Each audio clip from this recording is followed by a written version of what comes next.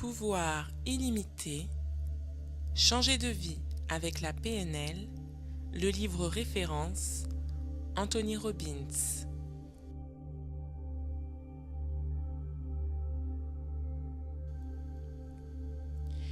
Si un individu produit un résultat que nous voulons imiter, savoir qu'il a formé telle image mentale et qu'il s'est dit telle phrase ne suffit pas.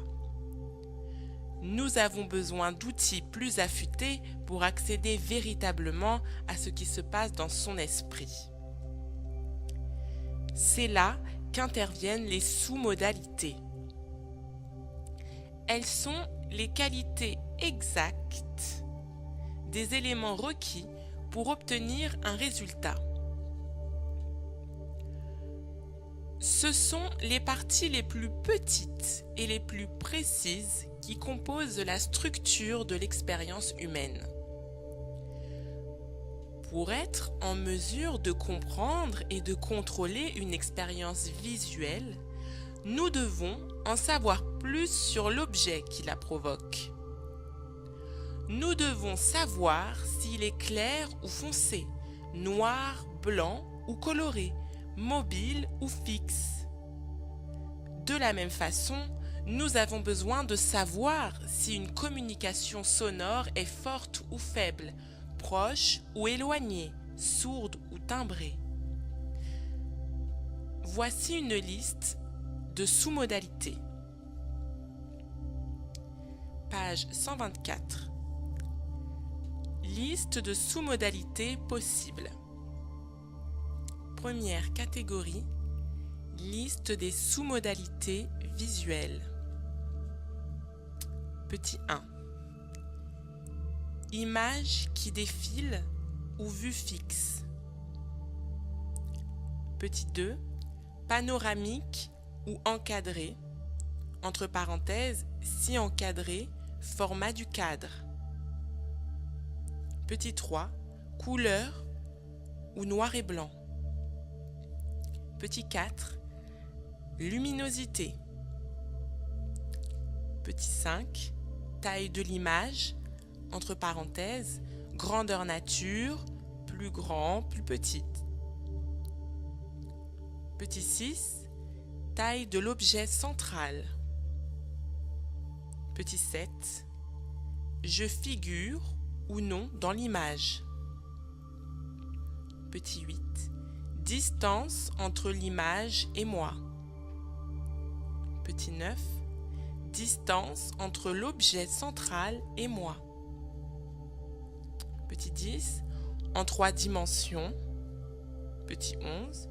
Intensité de la couleur, entre parenthèses, ou du noir et blanc.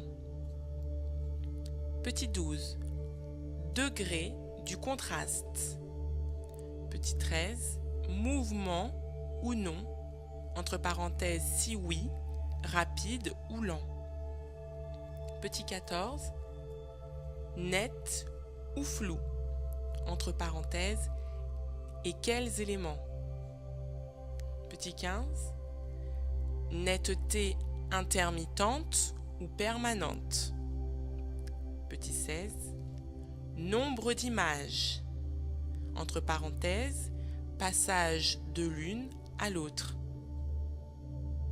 Petit 17. Le lieu. Exemple des sous-modalités visuelles qui semblent avoir le plus d'effet sur la plupart des individus. Deuxième catégorie, liste de sous-modalités sonores.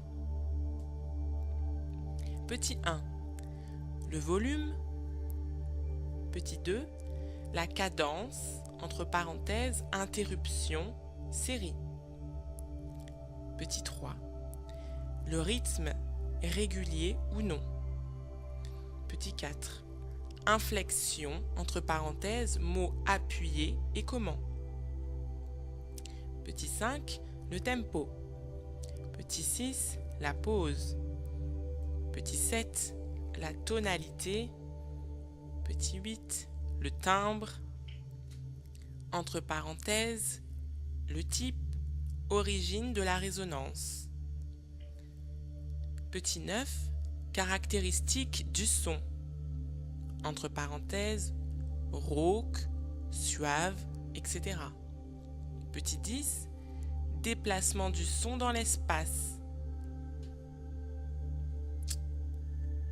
Troisième catégorie, liste de sous-modalités possibles kinesthésiques. Petit 1, température. Petit 2, texture. Petit 3, vibration. Petit 4, pression. Petit 5, mouvement. Petit 6, durée. Petit 7, permanent ou intermittent. Petit 8, intensité. Petit 9, le poids. Petit 10, densité. Petit 11, emplacement.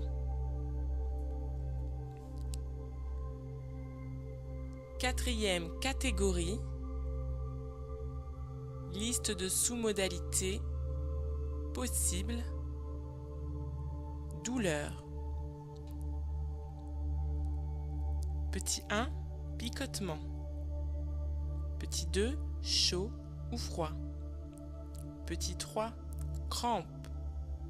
Petit 4, vive ou sourde. Petit 5, pression. Petit 6, durée. Petit 7, intermittente, entre parenthèses, pulsation, etc. Petit 8, emplacement. Autre distinction importante. L'image est-elle associée ou dissociée? J'appelle image associée une image dans laquelle vous avez l'impression de vous trouver vraiment, où vous voyez, où vous entendez et où vous sentez ce qui vous entoure comme si vous étiez effectivement en chair et en os dans le temps et le lieu où l'événement se produit. Une image dissociée est au contraire celle d'une scène que vous avez l'impression d'observer de l'extérieur. Voir une image dissociée de vous-même, c'est comme regarder un film fait sur vous. Essayez pendant un instant de vous rappeler une expérience agréable que vous avez faite récemment.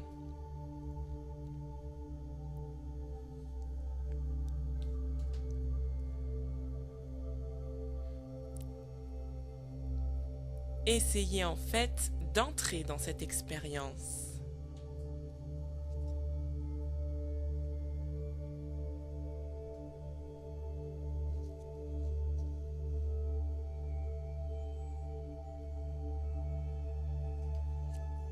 Regardez ce que vous avez vu. Événements, images, couleurs, lumière, etc. Écoutez ce que vous avez entendu. Voix, son, etc.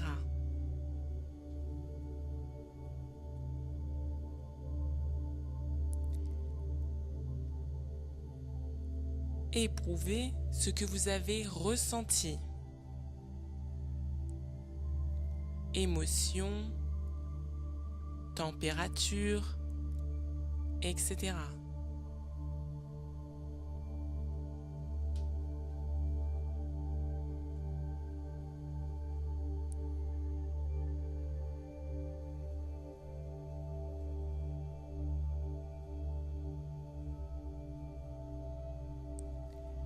Observez l'impression que cela vous procure.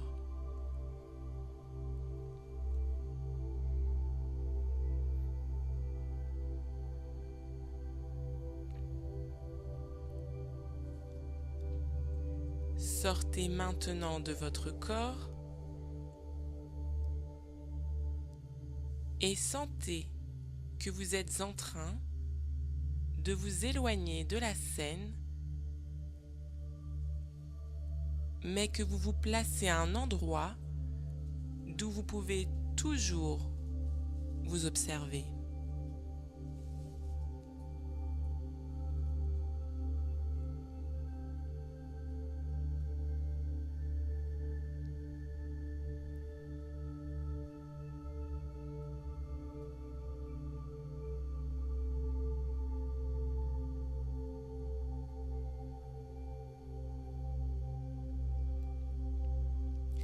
Quelle différence remarquez-vous?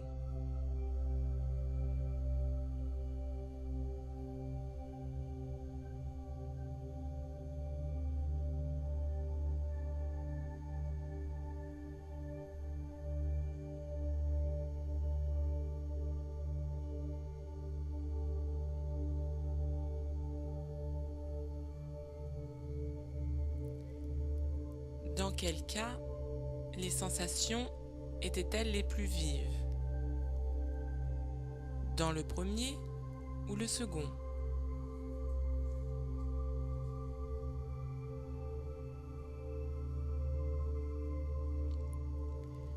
Vous connaissez maintenant la différence entre une expérience associée et une expérience dissociée.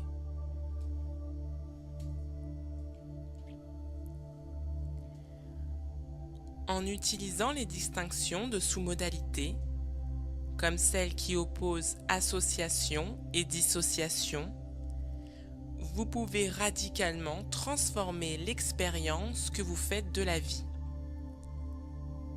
Nous avons appris que toutes les conduites humaines résultent de l'état dans lequel nous sommes et que nos états sont créés par nos représentations internes, parce que nous nous représentons, ce que nous nous disons, etc. Et par notre physiologie, la façon dont nous utilisons les différentes parties de notre corps. Nous allons voir dans ce chapitre comment modifier en un instant nos représentations internes et du même coup, modifier nos états et nos comportements. Tout comme un metteur en scène peut modifier l'effet que son film produit sur le public, vous pouvez modifier les effets que tout événement de la vie produit sur vous. Le metteur en scène modifiera l'angle de la prise de vue, le volume et le style de musique, la vitesse et l'ampleur des mouvements, la couleur et la qualité de l'image, et créera ainsi l'état qu'il veut dans le public.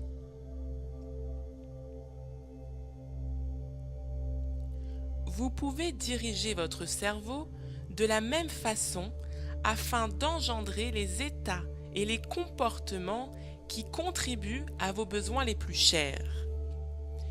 Et je vais vous montrer comment.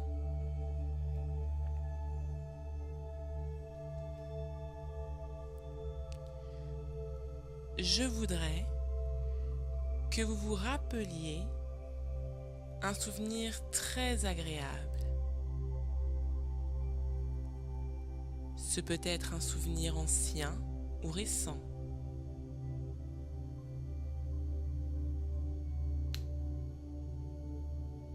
Fermez les yeux. Détendez-vous. Et concentrez-vous dessus.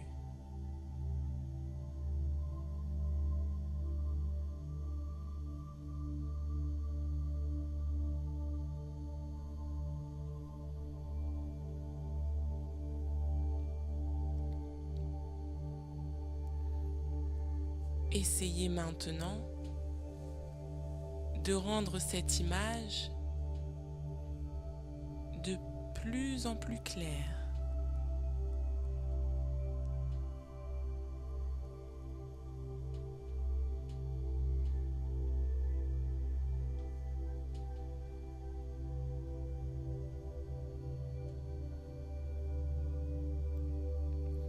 Au fur et à mesure que l'image s'éclaircit, notez les transformations de votre état.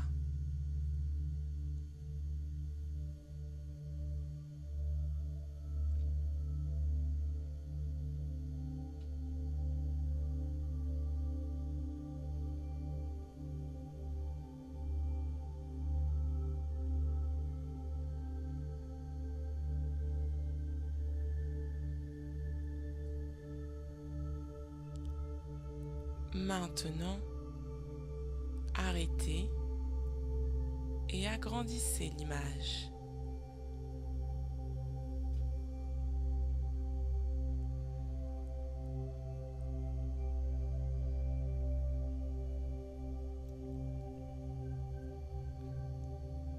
Que se passe-t-il quand vous agissez sur elle?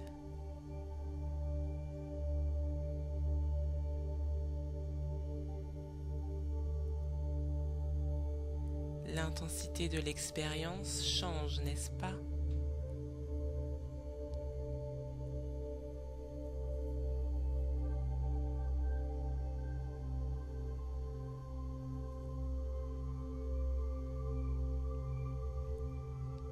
Chez la plupart des gens, éclaircir, agrandir et rapprocher une image la rendent plus puissante et plus agréable.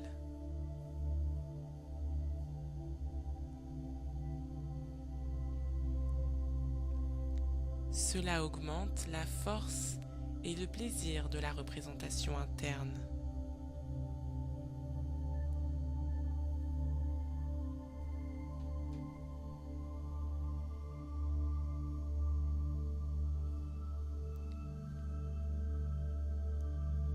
Cela vous met dans un état de puissance et de joie plus grande.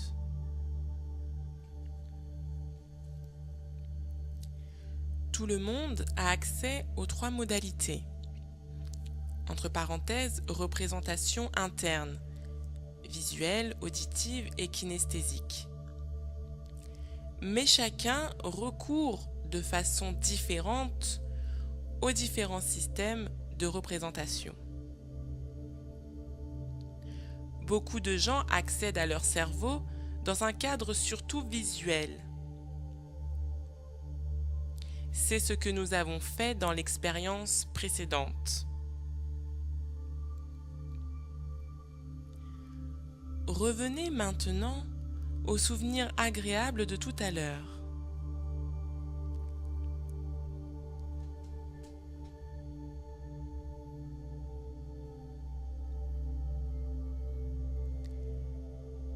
Augmentez le volume des voix et des sons que vous entendez.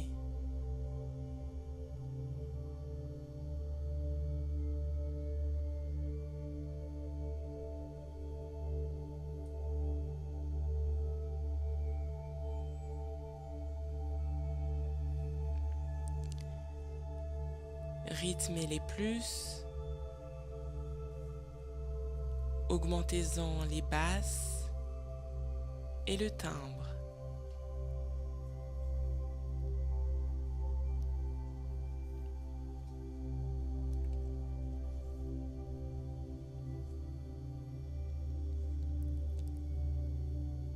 Faites ensuite de même avec les sous-modalités kinesthésiques.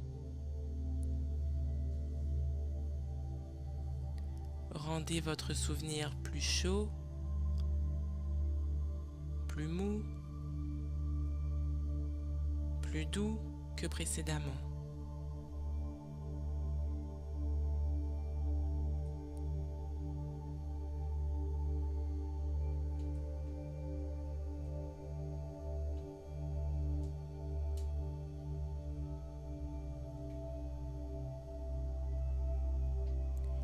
Quelle sensation la scène provoque-t-elle maintenant?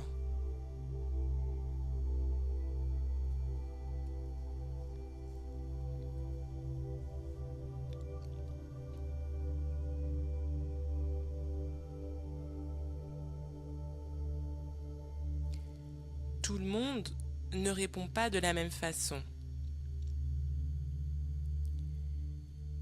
Les éléments kinesthésiques, en particulier, provoquent des réactions différentes selon les individus. Mais, pour la plupart d'entre nous, éclaircir et agrandir une image la renforce. Cela donne à la représentation interne plus d'intensité, plus d'attrait et surtout, cela met dans un état plus constructif, plus fécond. Lorsque je fais faire ces exercices lors de mes séminaires, je réussis à voir exactement ce qui se produit dans l'esprit des gens en observant les modifications de leur physiologie. Leur respiration devient plus profonde, leurs épaules s'élargissent, leur voix se détend, leur corps tout entier semble plus alerte.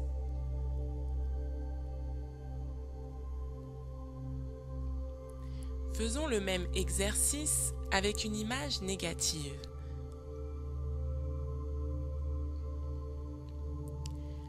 Réfléchissez à une scène pénible et douloureuse.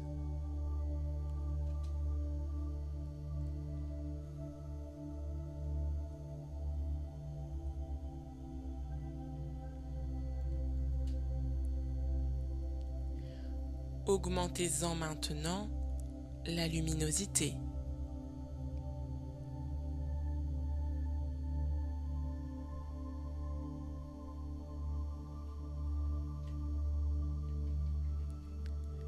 Rapprochez-la de vous. Agrandissez-la.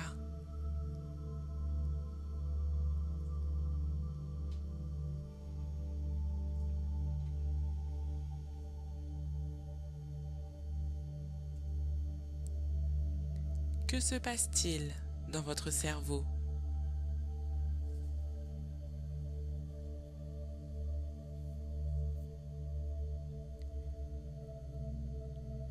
La plupart des gens constatent que leur état négatif a empiré.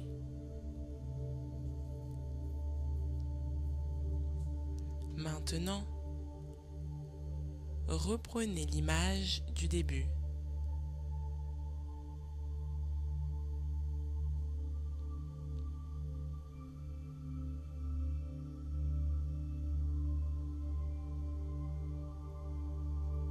Que se passe-t-il si vous l'assombrissez, si vous en diminuez la taille et l'éloignez de vous?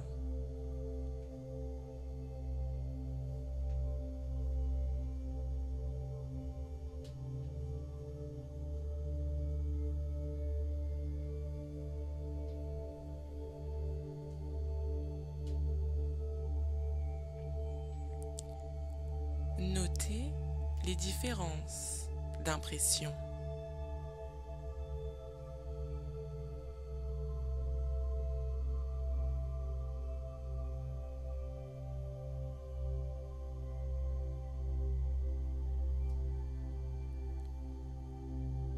Vous constaterez que les sensations négatives ont perdu de leur intensité.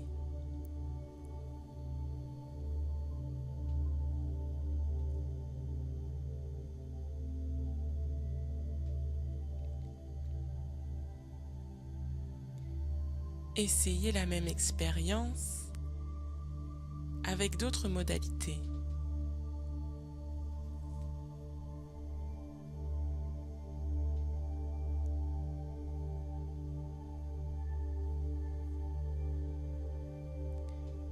Écoutez votre voix intérieure ou tout autre son présent dans la scène.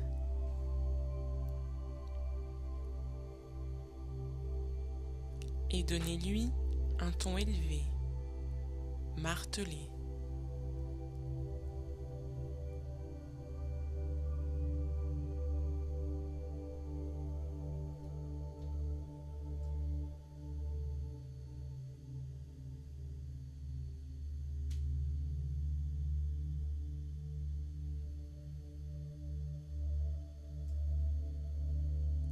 Ou bien durcissez tout ce que vous touchez.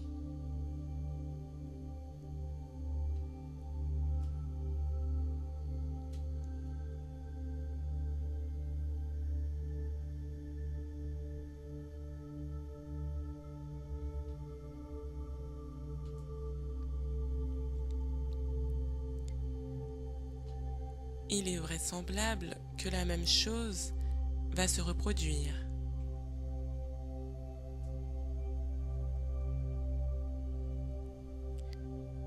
Les sensations négatives vont être accentuées.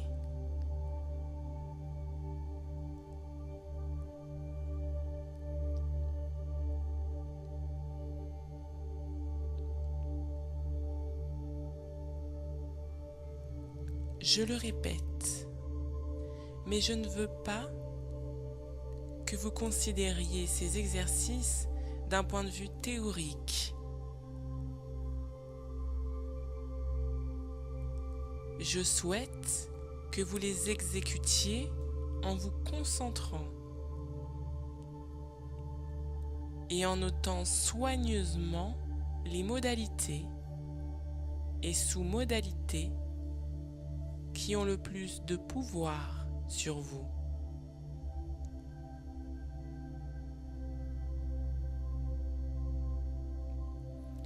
Recommençons donc ces exercices en faisant attention à la façon dont la manipulation des images modifie l'impression qu'elles font.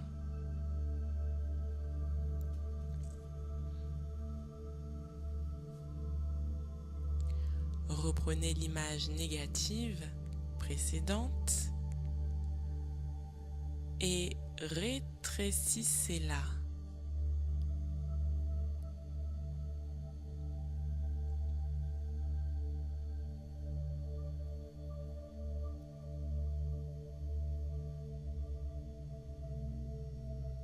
Soyez conscient de ce qui se passe au fur et à mesure qu'elles rapetissent.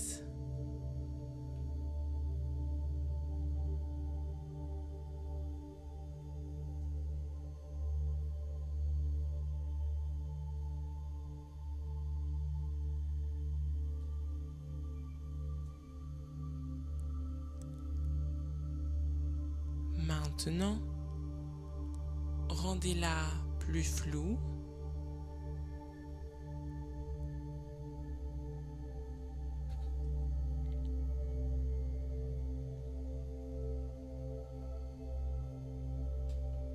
Plus obscure et plus difficile à voir.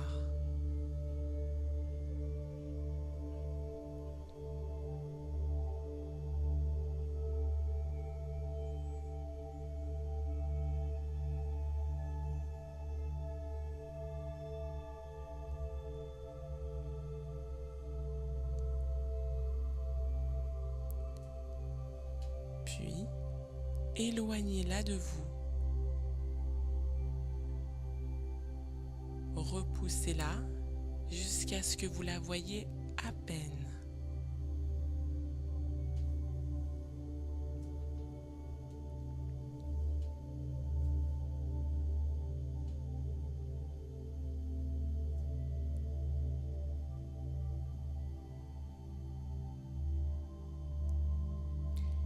Et pour finir, ramenez-la en plein soleil.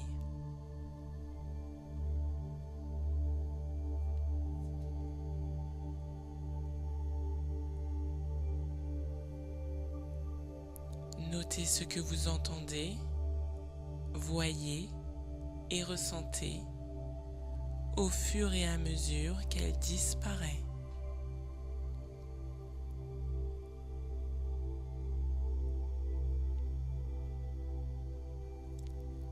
Faites la même chose avec la modalité sonore.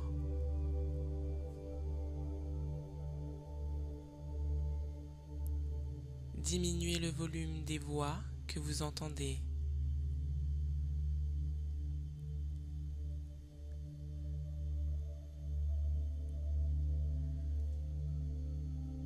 Rendez-les plus nonchalantes.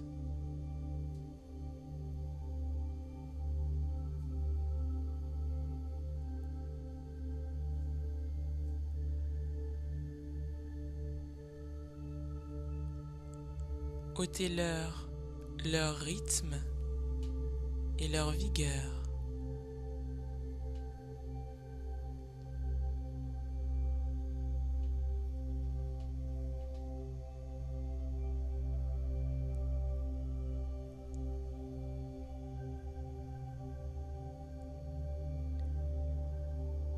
faites la même chose avec les perceptions kinesthésiques.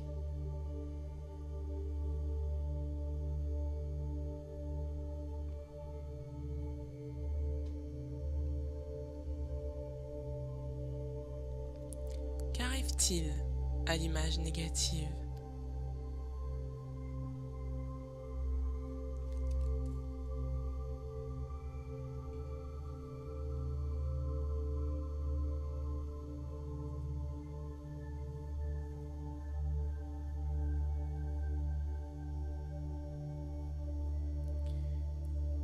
Si vous êtes comme la plupart des gens,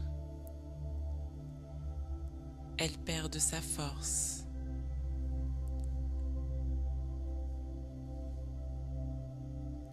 Elle devient moins intense, moins douloureuse, ou même disparaît.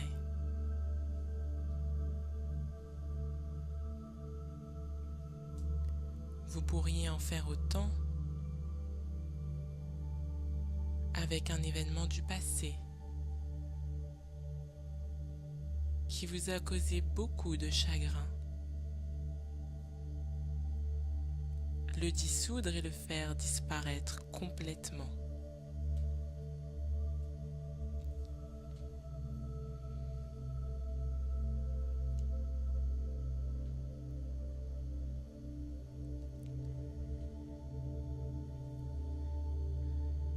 Je pense que vous voyez, à partir de cette petite expérience, la force que peut avoir cette technique.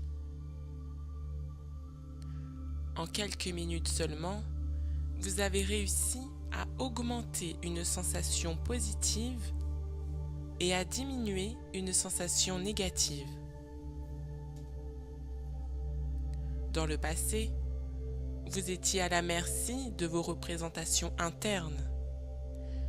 Vous savez désormais qu'il n'est pas nécessaire que les choses se passent ainsi. Cela revient à dire qu'au fond, vous pouvez vivre de deux façons. Ou bien laisser votre cerveau vous diriger, comme il le faisait dans le passé, le laisser vous projeter n'importe quelle image, son ou sensation et réagir automatiquement comme un véritable chien de Pavlov, ou bien choisir de diriger consciemment votre cerveau, lui donner les directives que vous désirez lui donner, débarrasser les images négatives de leur force, vous les représenter d'une manière qui ne vous affaiblisse plus, d'une manière qui vous permette de les manier efficacement. Ne vous êtes-vous jamais retrouvé devant une tâche si énorme que vous n'imaginez même pas pouvoir en venir à bout et que donc vous n'avez même pas entamé? Si vous vous la représentez plus petite, vous aurez l'impression d'être capable de l'accomplir. Et au lieu de vous sentir dépassé, vous prendrez les mesures nécessaires. Je sais que cela peut paraître simpliste et pourtant, quand on essaye, on s'aperçoit qu'en modifiant ces représentations internes, on peut modifier l'impression que donne une chose à accomplir et donc sa façon d'agir. Et bien sûr, vous savez maintenant qu'il est possible d'exalter les expériences agréables, de prendre en considération les petites joies de l'existence et d'en augmenter l'importance, d'en faire le rayon de soleil de la journée et de vous sentir aussitôt plus léger et plus heureux.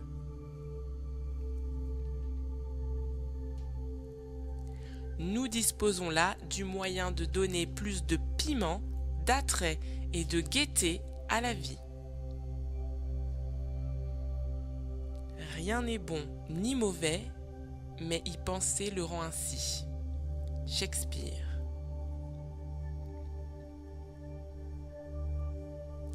Vous vous rappelez qu'au premier chapitre, nous avons parlé de la marchandise des rois.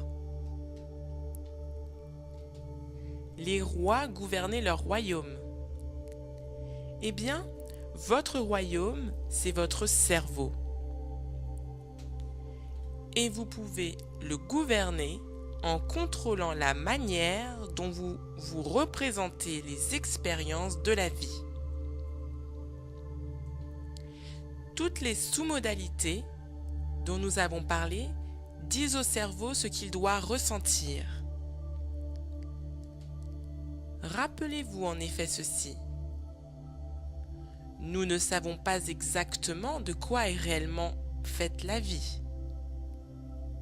Nous ne connaissons que la représentation que nous nous en faisons. Si donc nous nous représentons une image négative sous une forme volumineuse, claire, puissante et sonore, notre cerveau nous fera ressentir une mauvaise expérience extrêmement volumineuse, claire, puissante et sonore. Mais si nous rétrécissons cette image, l'obscurcissons, l'immobilisons, nous lui ôterons sa force et le cerveau réagira en conséquence. Au lieu de nous mettre dans un état négatif, il suffit de hausser les épaules et de traiter cette image sans la laisser nous bouleverser.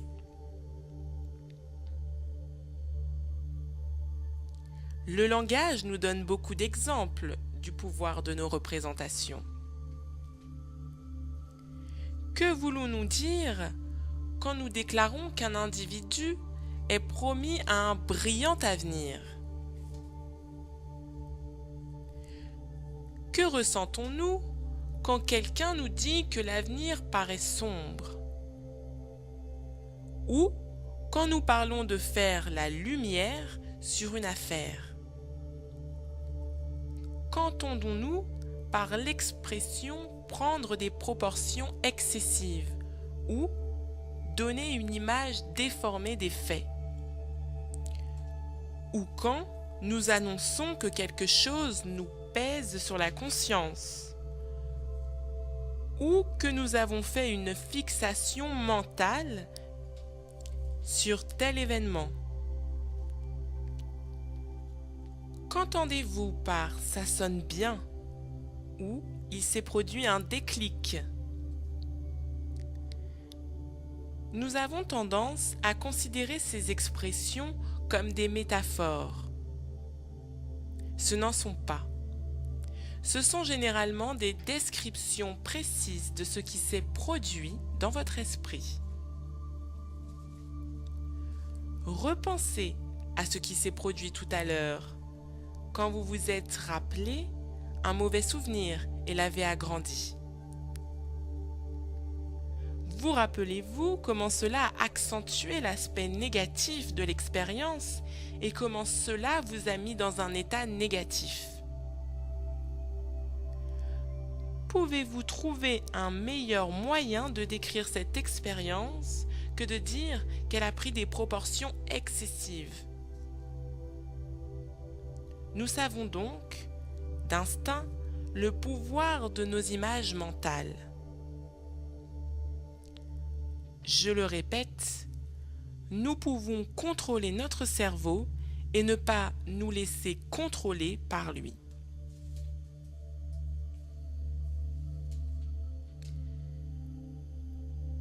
Voici un exercice simple qui pourra aider beaucoup de gens.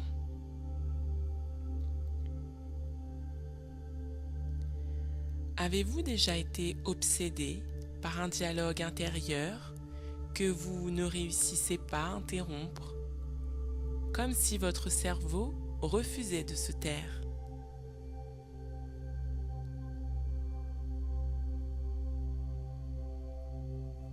Si cela vous arrive encore, essayez simplement de baisser le volume.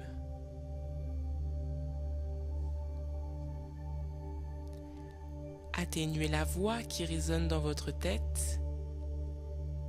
Éloignez-la.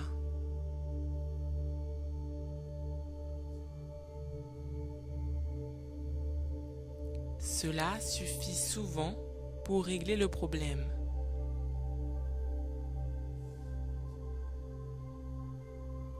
Ou bien, entendez-vous parfois une voix qui vous empêche d'agir?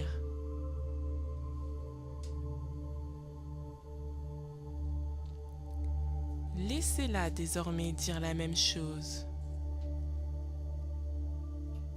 Mais donnez-lui un ton enjôleur, presque câlin. Mais non, tu ne peux pas faire ça. Quel effet cela produit-il?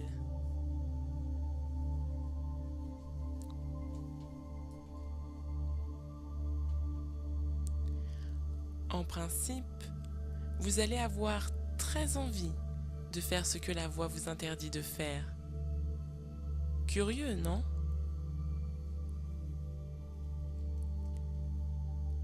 Passons à un autre exercice. Cette fois-ci, pensez à quelque chose que vous étiez très désireux de faire.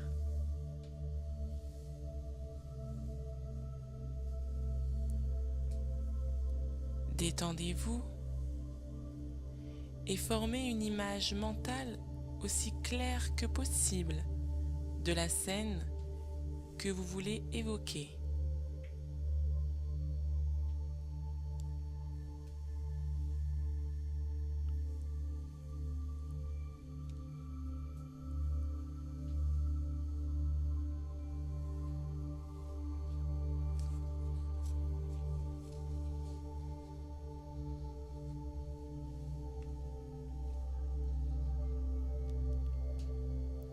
Prenez votre temps et répondez à mes questions une par une.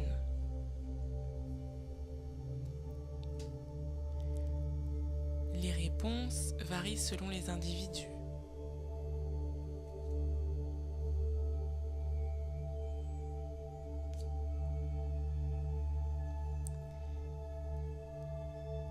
Voyez-vous la scène comme un film ou comme une vue fixe?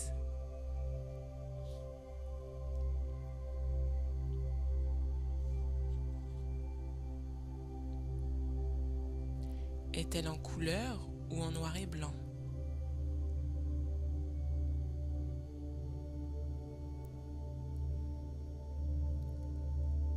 Est-elle proche ou éloignée?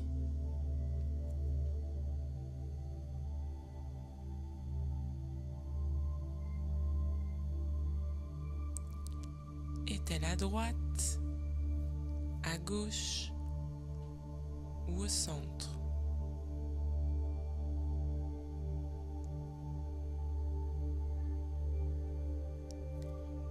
Est-elle dans le haut, le bas ou le milieu de votre champ de vision?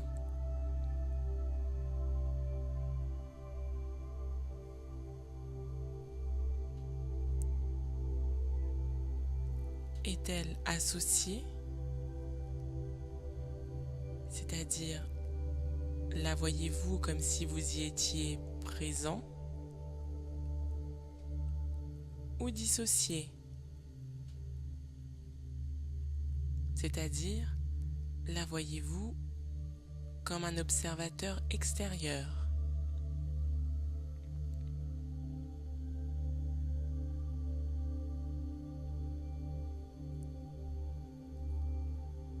Est-elle encadrée? Ou s'agit-il d'un panorama qui s'étend à l'infini?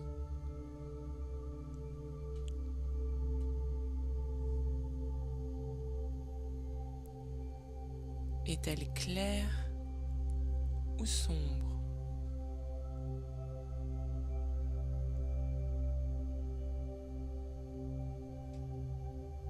Est-elle nette ou floue?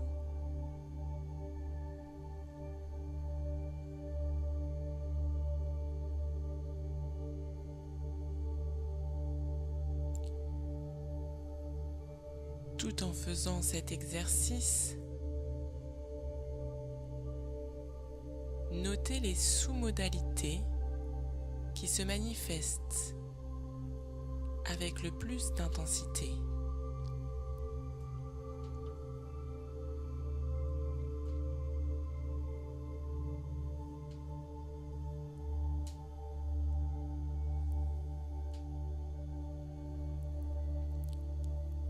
Passez maintenant en revue vos sous-modalités auditives et kinesthésiques.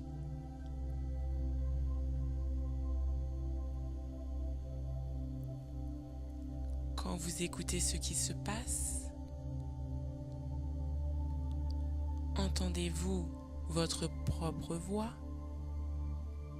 ou les voix des autres personnes présentes?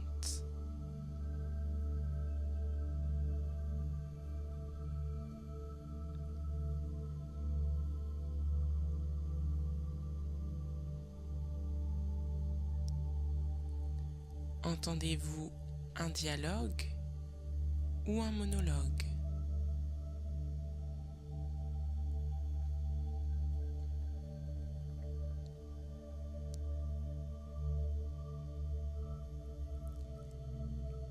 Les sons que vous entendez sont-ils forts ou faibles?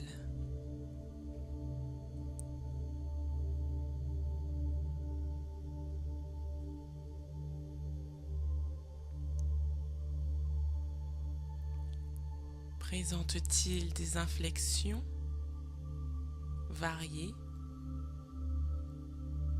ou sont-ils monocordes?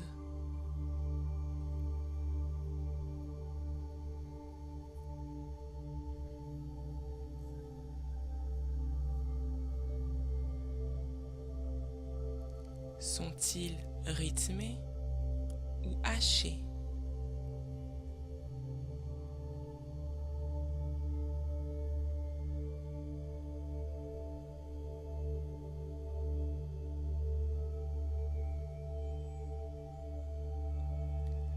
Le rythme est-il rapide ou lent?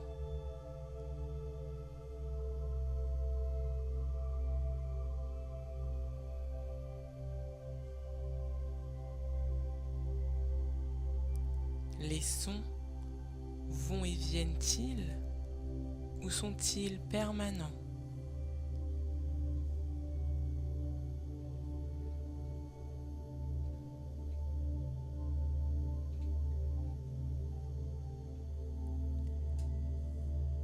Quelle est la phrase principale que vous entendez ou que vous vous dites à vous-même?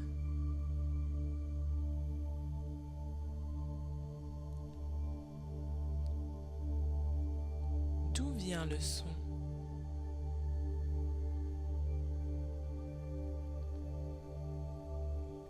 Quand vous touchez, est-ce dur ou mou?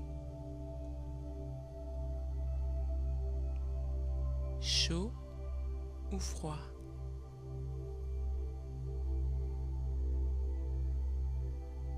Rugueux ou lisse?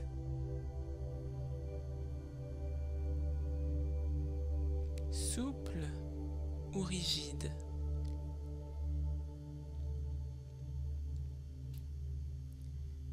Solide ou liquide?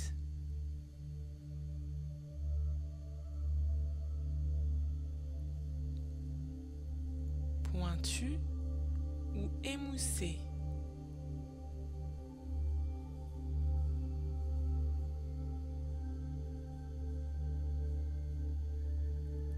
Sur quelle partie de votre corps s'exerce la sensation?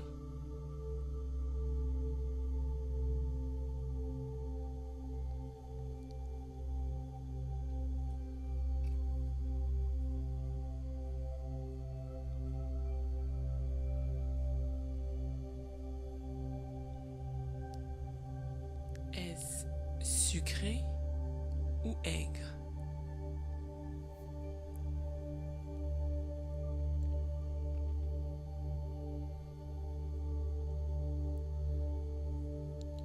Au début, Vous aurez peut-être des difficultés à répondre à certaines de ces questions. Si par exemple, vous avez tendance à former vos représentations internes sous forme kinesthésique, vous allez vous dire que vous ne voyez pas d'image. Sachez cependant que c'est une croyance et que tant que vous vous y tiendrez, elle sera vraie.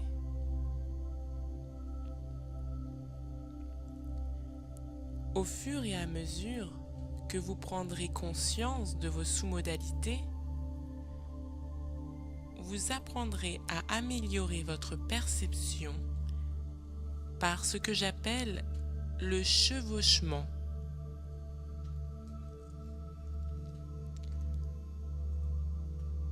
En attendant, si vous êtes surtout auditif, par exemple, mieux vaut commencer par vous accrocher à tous les souvenirs sonores que vous avez de la scène.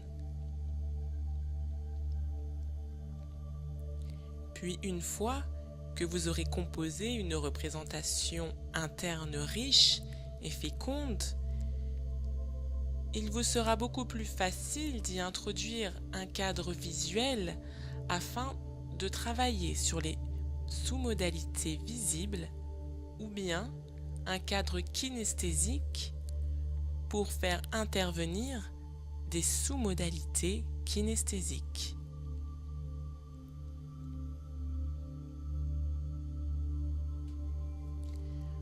Vous venez donc de voir la structure d'une scène où vous étiez très motivé pour agir. Imaginez maintenant une action pour laquelle vous désiriez être très motivé alors que ça n'a pas été le cas jusqu'à présent.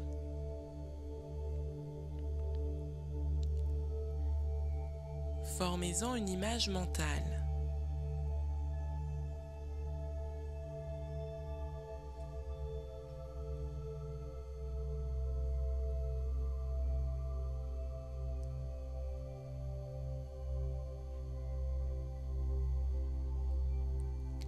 Posez-vous ensuite les mêmes questions que plus haut, en prenant soin de noter en quoi les réponses diffèrent des réponses précédentes.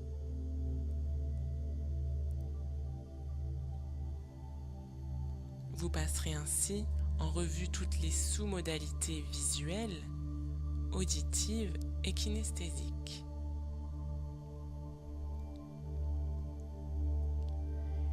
Quand vous écoutez ce qui se passe, entendez-vous votre propre voix ou les voix des autres personnes présentes?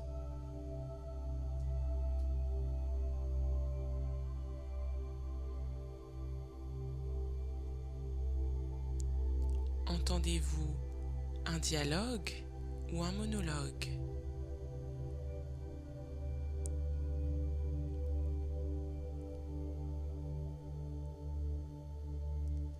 Les sons que vous entendez sont-ils forts ou faibles?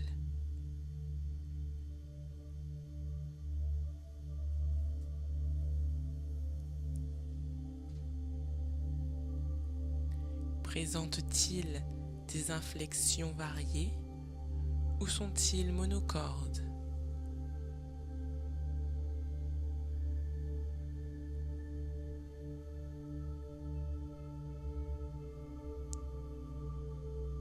Sont-ils rythmés ou hachés?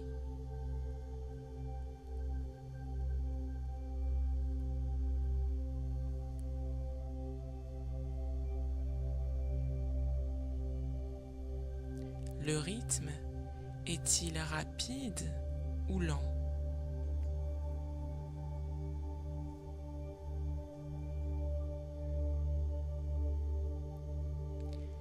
Les sons vont et viennent-ils ou sont-ils permanents?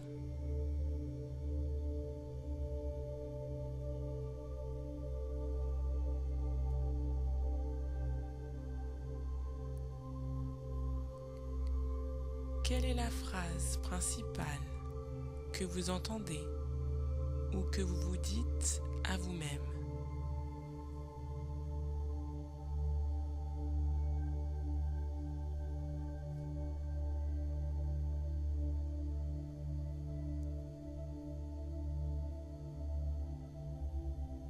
D'où vient le son?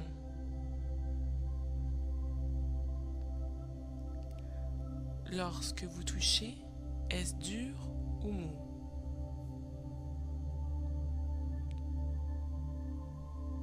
Chaud ou froid?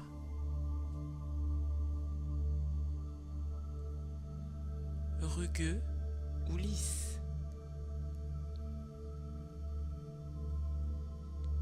Souple ou rigide?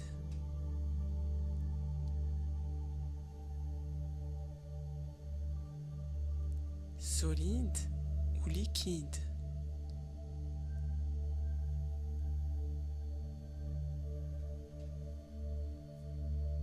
Pointu ou émoussé?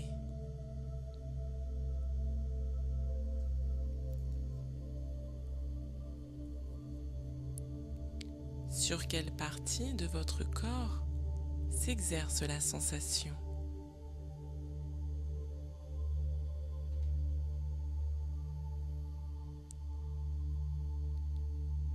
Est-ce sucré ou aigre?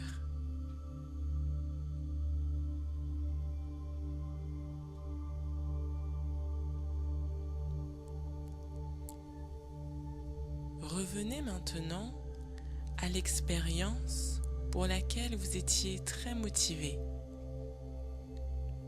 Appelons-la l'expérience 1. Puis, à l'expérience pour laquelle vous vouliez être motivé. L'expérience 2. Et regardez-les simultanément. Ce n'est pas difficile. Imaginez votre cerveau comme un écran de télévision coupé en deux. Et regardez les deux images à la fois. Il y a des différences de sous-modalité, n'est-ce pas?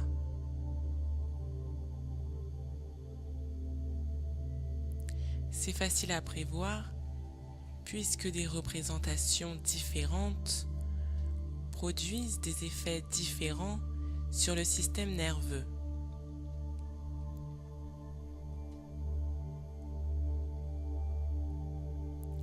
Reprenez maintenant les sous-modalités dont nous savons qu'elles sont motivantes et petit à petit, rectifions les sous-modalités de l'expérience où nous ne sommes pas encore motivés, l'expérience 2, afin de les amener au niveau de celle pour laquelle nous sommes motivés, entre parenthèses, les sous-modalités de l'expérience 1.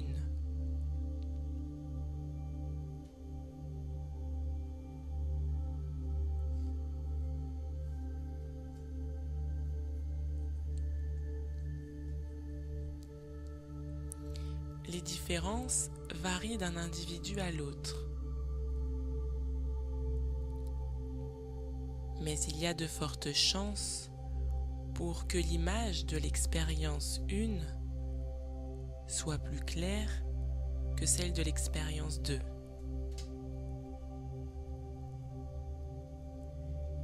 Elle sera également plus audible et plus rapprochée.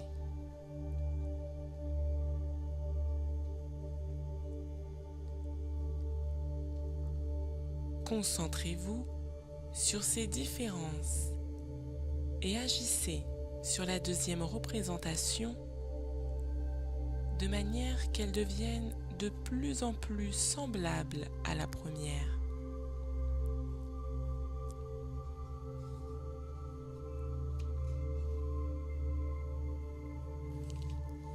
N'oubliez pas de faire de même pour les représentations auditives et kinesthésiques.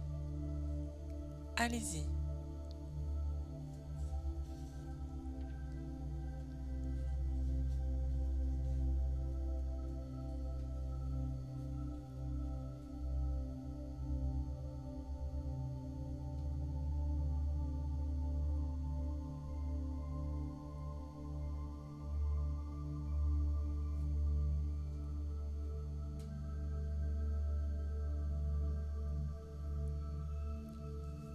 Quelle impression vous fait maintenant l'expérience de?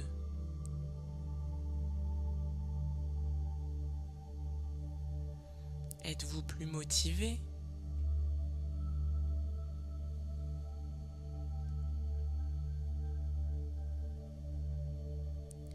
Cela devrait être le cas si vous en avez aligné les sous-modalités sur celles de l'expérience 1.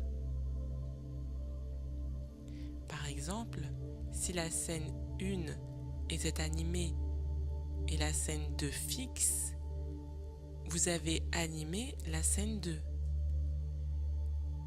Si la scène 1 était en haut et à droite, claire et proche, vous avez mis la scène 2 dans les mêmes conditions, etc.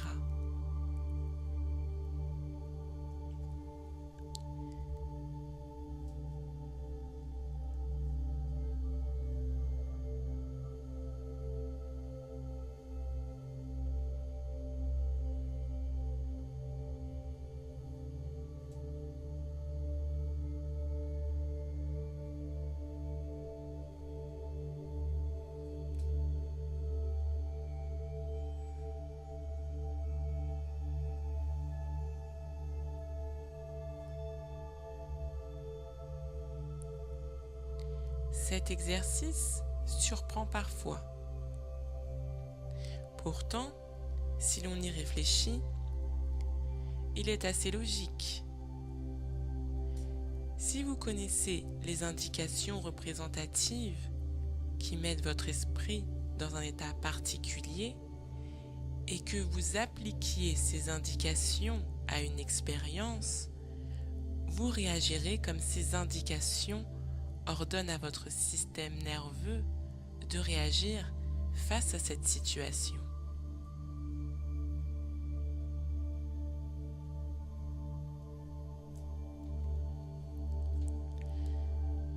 Rappelez-vous que les mêmes représentations internes créent les mêmes états, les mêmes sensations, et les mêmes sensations déclenchent les mêmes actions. C'est pourquoi, si vous réussissez à savoir ce qui vous motive pour entreprendre telle action, vous saurez exactement quoi faire pour vous sentir motivé en toutes circonstances. Et à partir de cet état de motivation, vous pourrez agir efficacement.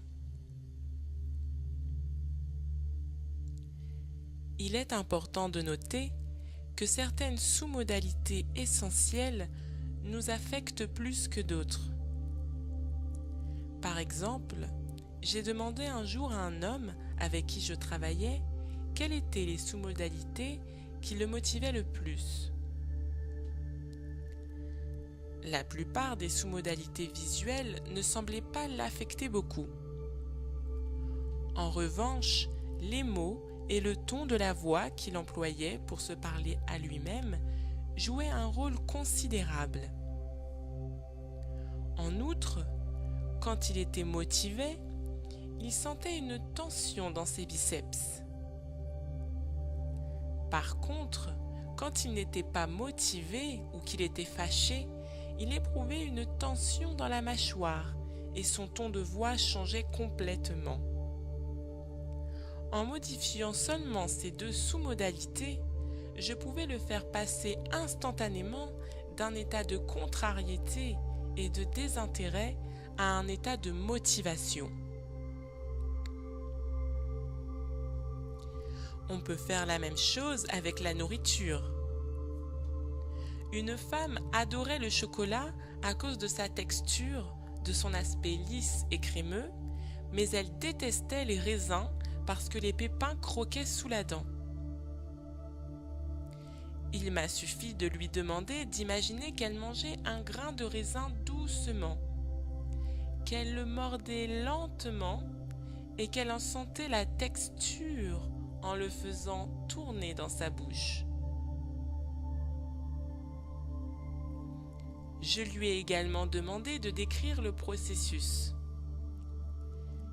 Ayant fait cela, elle se mit aussitôt à apprécier le raisin et continue depuis à l'aimer.